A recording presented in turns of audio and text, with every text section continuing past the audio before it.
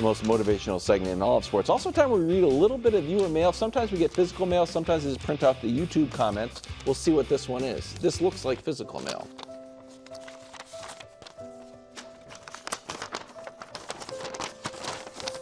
Dear Woz, love the show. Why was Brou so competitive during yesterday's must-win segment? That's a good point. I'm glad you watched that one. Cheers, Dawn. It's a good question. We started scoring the must-win segment because it kind of felt like it needed an extra hook, and you guys got super into it. But what does it all boil down to? It's a great question. There is a trophy that we give out at the end of every must-win. And y'all don't think I can wear Greg's jackets. Please. Look at that. Them arms, Woz. All right.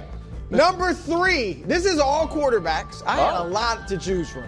Almost put your boy Drake May on. Jalen Hurts. Jalen Hurts. All right, look, Jalen, I could criticize Nick Sirianni and some of his poor coaching decisions.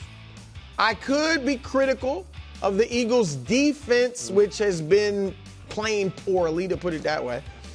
And I could even excuse the fact, I could use as an excuse the fact that you have had 3 offensive coordinators in the last 3 seasons. That's tough on a quarterback. But the fact of the matter is, while all that's true, you still have not gotten it done.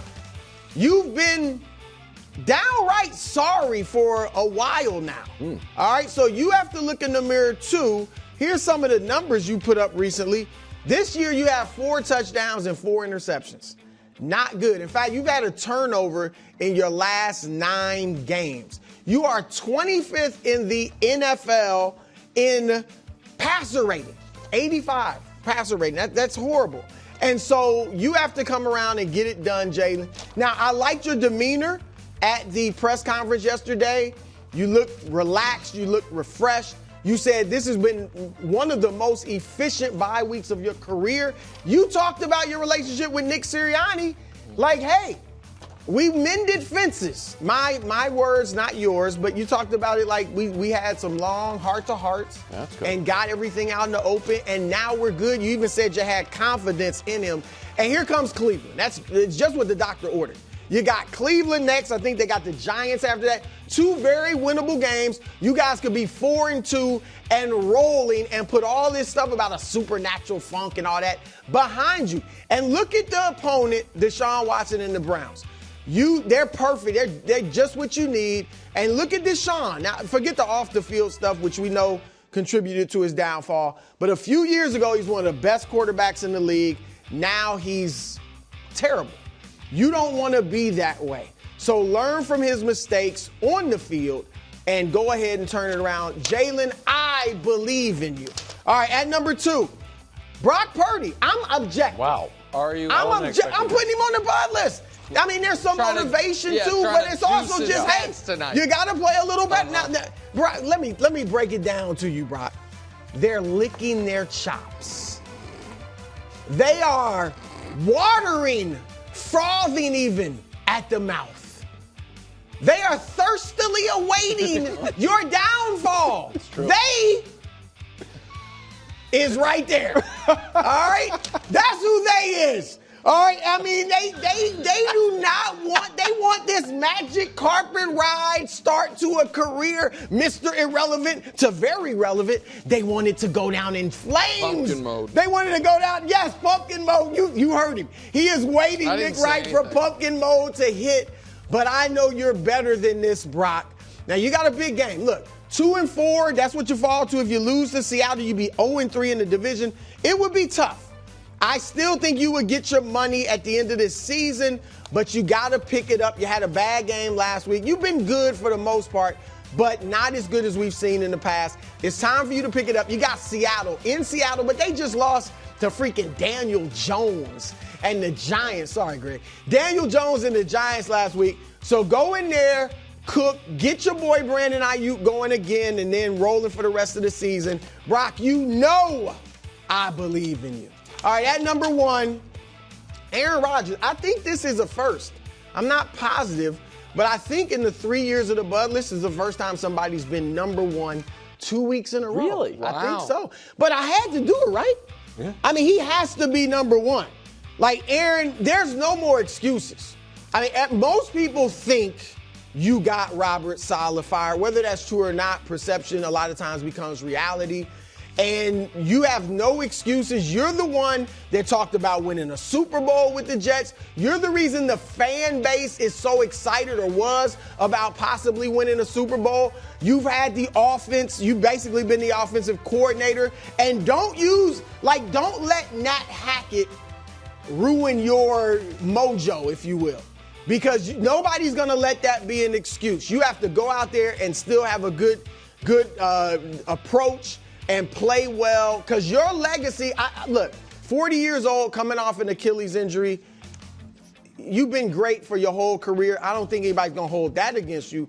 But what is showing is a lack of leadership. Yeah. And I think now people are looking at you in this situation and saying, you know what? Because he's been 21 years in the league, probably 14, 15, where you were the starter and healthy, and only one Super Bowl appearance. And that's always been blamed on Mike McCarthy or the Green Bay Packers organization not getting you the players they need, particularly in defensively, blamed on the Packers defense. I think now, if you don't turn this around, people are going to put more of that on you and say a lack of leadership. Didn't have the intangibles of a Brady, of a Peyton Manning, of a Patrick Mahomes, of a Terry Bradshaw, a Joe Montana. The guys that win a lot of Super Bowls have the intangibles, and people are looking at you and saying he lacks those, as great as he is physically as a football player. So, Aaron, this is on you. As someone who picked you to win the AFC East, I am pulling for you. So go ahead and get it done. Turn it around. All right, I'm going to add someone Aaron's going to be playing on the other sideline. Josh Allen to the Bud list. Josh, a lot of people may not know this, but you got a streak that you're trying to keep alive, man. Like, did you guys know Josh Allen has never lost 3 games in a row? I didn't Never know. done it. Josh, don't start now, especially going into this hostile environment, renewed energy from the Jets. You don't care about that. Look, because you're focusing on what you haven't been since the first 3 weeks of the NFL season. You've played poor. You went to Baltimore, had a chance to solidify the realness of who you guys were as the Bills and what you were doing, and it didn't quite work out the way you hoped. Then you had another opportunity against the Texans. And Josh, you were the worst quarterback I've seen in a long time. 9 for 30. I mean, the numbers don't lie. I don't believe this is who you are. And you want to know who else I don't believe you are? I don't believe you're a no-interception quarterback. Nick, we said something about this in the preseason. When guys in training camp, guys were throwing too many picks and too few. Yeah. Josh, I need to see aggressive Josh Allen. I need to see some interceptions because that's what makes you special. That's who you are. You're a gunslinger. Don't worry and concern yourself about not throwing interceptions. Make plays. You're going to be out there possibly without James Cook. Just let it fly. Don't get ridiculous. Yeah, you want him in the interception Goldilocks zone. Yeah, you got to be not too hot, not too cold. Exactly. One right. interception. Yeah, Yeah. We'll take it. Nah, I believe in you, Josh. That's a good take. He was on the he was in the running for it, so that's a good ad. Absolutely. All right. So you guys know what, Wilds? Okay, Wilds, we know. why you don't even know what I'm doing? I think you do a thing where you're like, go ahead. What do you? You do a thing where you're like, as you guys know, I'm the media ombudsman. We're like, yes, but like we don't approve of it. Self-appointed media ombudsman. Yes, Okay, I'm not the media ombudsman. You say that every week. I'm the sports media. Oh, my ombudsman. And Thursdays around 4:10 is when my metaphoric column drops after the shift that I've worked all week. Yeah. The other thing many of you know is last week I turned 40, and I did sense an immediate shift, which is young people started to irritate me a little bit more than they used to. So I am putting wannabe sports media critics under duress. Fellow ombudsman? Wannabe ombudsman. Oh my God. Young, Brou, what are you unseasoned ombudsman. Okay. Because I don't even know what that here, is. I'm going to. I don't know either. Wild, you know you always say during Upset Alert, you can predict the future? Yeah, of course. I am going to spot on predict the future. All right. About 5 hours from now, this is what's going to be happening. We have a sports cornucopia tonight. We have Thursday Night Football, a great game. We have Yankees-Royals, a great game. Yeah. And we are going to have two legends, arguably two of, if not the two greatest sportscasters ever, calling games. Al Michaels calling the football game, and Bob Costas calling the baseball game. About 5 hours from now, you know what you're going to do if you check Twitter? Hey, what are people saying about the game? A bunch of 20-something-year-olds saying how much these guys stink. Saying, oh, I don't like this guy. I don't like that guy. Why doesn't he call the game this way? It's Costas and Michaels, you spoiled brats. One of them called the Miracle on Ice. The other one called Michael Jordan's final game with the Bulls. Between them, they've called 25 Olympics. They're in their 70s. They're spending a Thursday night calling a divisional round game and a Thursday night football game. And all these kids are complaining, being like, here's what I didn't like about it. Shut up! Do you know how lucky I would have been if Howard Cosell would have extended his career that long? I could have watched him. I wouldn't have cared if it's not my style. Enjoy it. You're watching legends at the end of their run. So or just delete your Twitter account. You're going to get on there with your 78 followers and be like, here's why Bob Costas doesn't know what he's Bob Costas.